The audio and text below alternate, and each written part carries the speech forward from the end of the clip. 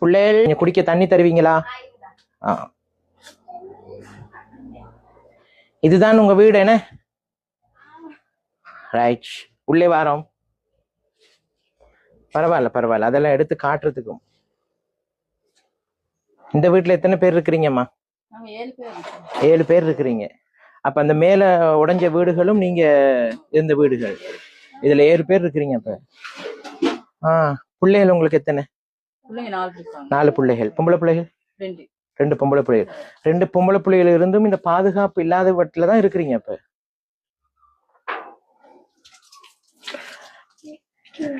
நீங்க தோட்டத்துல வேலை செய்றீங்களா? தோட்டத்துல நின்றுட்டீங்க நீங்க. அவங்க தான் வழக்கு போட்டாங்க ஏன்னா. அப்ப நீங்க இங்க கூடாரத்துல இங்க இருந்தீங்கன்னு சொல்லித்தான் அவங்க வழக்கு போட்டாங்க ஏன்னா. இப்ப வழக்கு போய்கிட்டு இருக்குது. வீட்டுக்கு வீடும் இல்ல, வேலையும் இல்ல, வசதியும் இல்ல, வழக்குக்கும் போகணும். මේක තමයි ඇත්ත කතාව.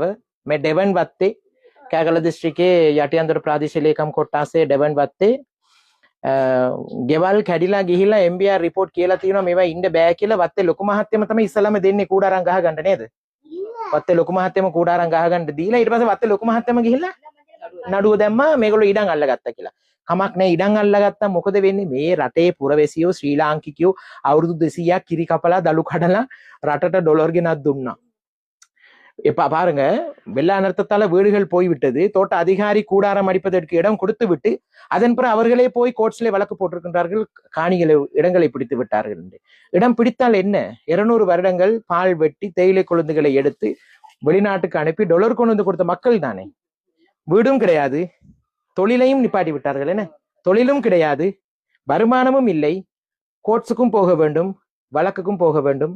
4 பிள்ளைகள் இருக்கின்றது. இதுதான் அவர்களுடைய வீடு. பொம்பளை பிள்ளைகள் இருக்கிற வீடு. ஆனால் பொம்பளை பிள்ளைகளுக்கு இந்த வீட்டுல எந்த விதமான பாதுகாப்பும் சரியான முறையில் இல்லை. ஒரு மலசல கூடம் கூட சரியா இல்லை தானே. ஒரு டாய்லெட் வசதி, ஒரு மலசல கூடம் ஒண்ணுமே கிடையாது. இதுதான் சமைக்கிற இடம். இது உலக நாடுகள் பார்க்க வேண்டும். இங்கதான் சமைக்கிறீங்க. இந்த இடம் தான் இவங்க சமைக்கக்கூடிய இடம். இதுல இருந்து சமைத்துதான் இந்த கூடாரத்துக்குள்ளே அவர்கள் வாழ்ந்து கொண்டிருக்கின்றார்கள். இதுதான் உண்மையான நிலைமை. இப்ப பகலைக்கு நீங்க சமைச்சது இல்லை தானேம்மா? அதை வேறையா எடுக்கணும். ஓய் குட்டி, ரைட். நன்றி நன்றி.